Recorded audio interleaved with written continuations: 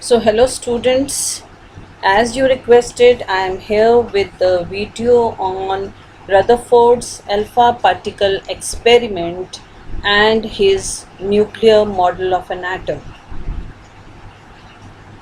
I hope you will now understand it in a better way. I have already explained you in the class, but still you requested, so I am here with the video. So let's start with the topic. Children, after the discovery of electrons, protons and neutrons, it became clear that an atom is made up of the three subatomic particles. Experiments were then carried out to find out how electrons, protons and neutrons are arranged in an atom. It was Rutherford. This is the picture of Rutherford. It was Rutherford's alpha particle scattering experiment which led to the discovery of a small positively charged nucleus in an atom containing all protons and neutrons.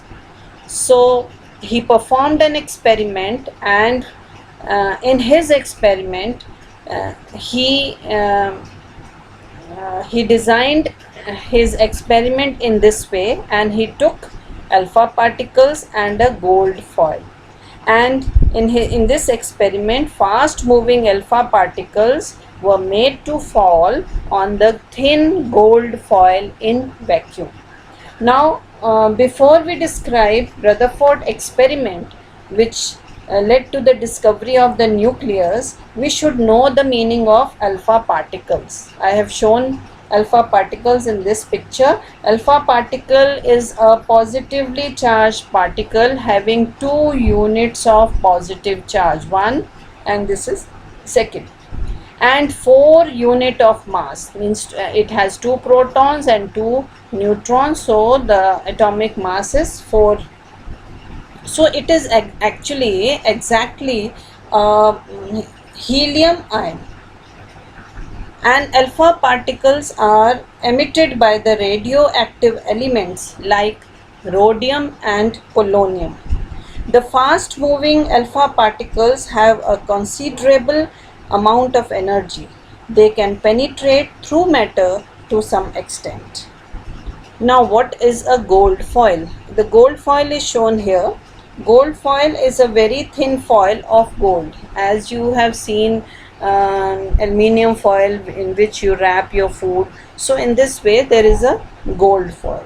So he made these fast moving alpha particles to fall on this thin gold foil. So this is the design he made. This is alpha particle emitter. From these alpha particles are emitted and they penetrate the gold foil, and this is the screen to detect the alpha particles.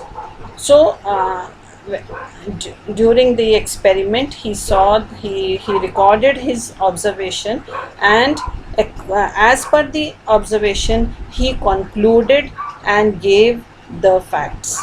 So the first observation was that most of the alpha particles pass straight through the gold foil without any deflection from their original path. Like it is this is thick red line. This red line is going straight. So most of the alpha particles, they pass straight through the gold foil without any deflection from the original path. So on the basis of this observation he concluded that there is lot of empty space in an atom. So please remember, first observation, most of the alpha particles pass through the gold foil.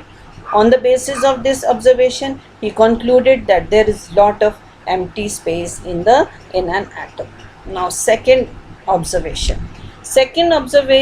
a few alpha particles are deflected through small angles. Let us find this.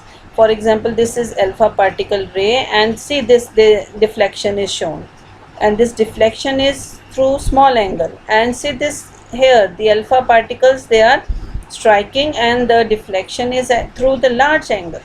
So on the basis of this observation, Rutherford concluded that there is a center of positive charge in an atom which repels the positively charged alpha particles and deflects them from their path. Means the center is positively charged, that is why the center deflected the alpha particles, because the alpha particles are also positively charged, and you all know that like charges repel each other. Please remember this center of positive charge. He later on called it as nucleus. In this diagram also, this is the nucleus. See, this is, they are deflected, and they are deflected at large angle. So large deflection is shown in your book also. This diagram is given, not this diagram is given, because this is easier to draw. Now the third observation, a few alpha particles completely rebound the gold foil and turn back on their path. ये देखिए, यहाँ पर देखिए, alpha particles they strike the center and then they are rebound, आगे पास नहीं हो पाए. See, the alpha particles, they are coming, striking the nucleus, the center of the atom, and then they are turned back, they are rebound. So on the basis of this observation, he concluded that the nucleus is very dense and hard, and it does not allow the alpha particles to pass through it. So these are the three conclusions, and on the basis of these three conclusions, he gave his nuclear model of an atom. According to this model, there is a positively charged center in an atom called nucleus. Okay, and the nucleus contains, nucleus, see, this is nucleus. This nucleus contains all the protons and neutrons. Protons are shown with this color, pinkish red, and neutrons are shown with the grayish color. Okay, so that means the entire, almost the entire mass of the atom is concentrated in the nucleus. That is why this nucleus is quite dense and hard. The positively charged on the nucleus, the positive charge on the nucleus is due to the presence of protons in it. The number of protons in the nucleus determines the number of positive charges on the nucleus.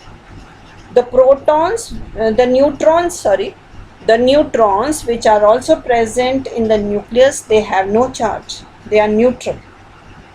Okay, and protons and neutrons together are known as nucleons.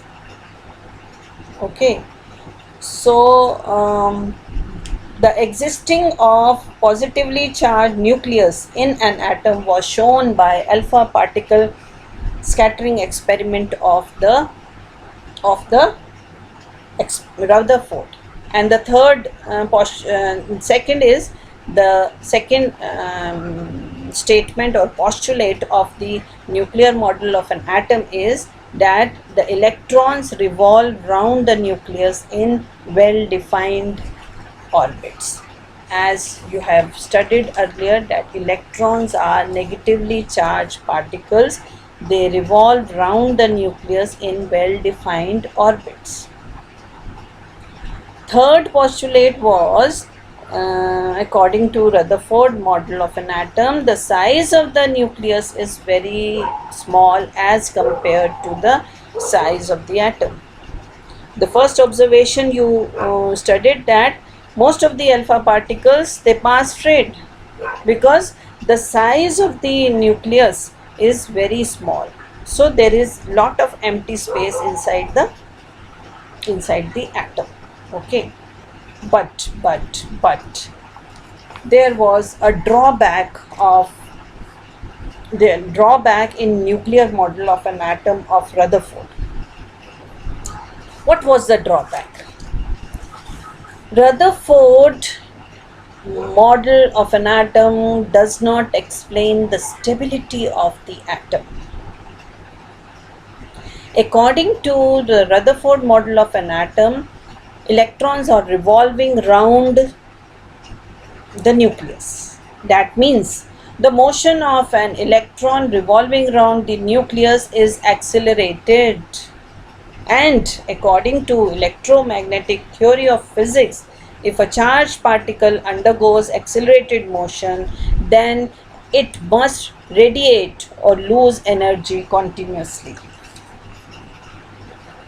So thus the revolving, look at the figure, thus the revolving electrons will decrease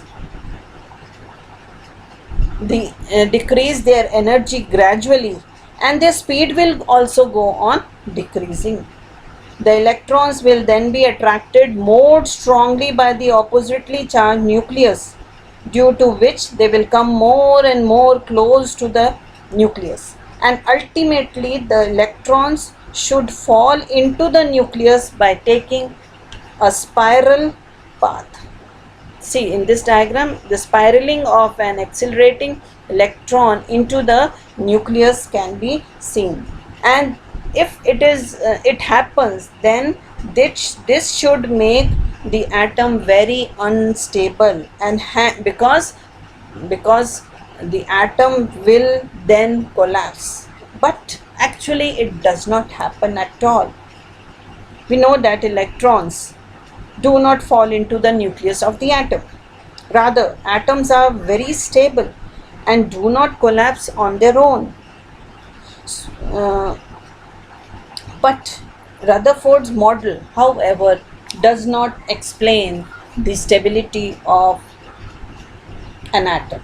In order to explain the stability of an atom and overcome the objection against Rutherford's model of an atom, Niels Bohr came with a new arrangement of electrons in an atom in 1930. And this we will be going to take up in our next video. So stay tuned, and thank you, and let's see you soon in the next video.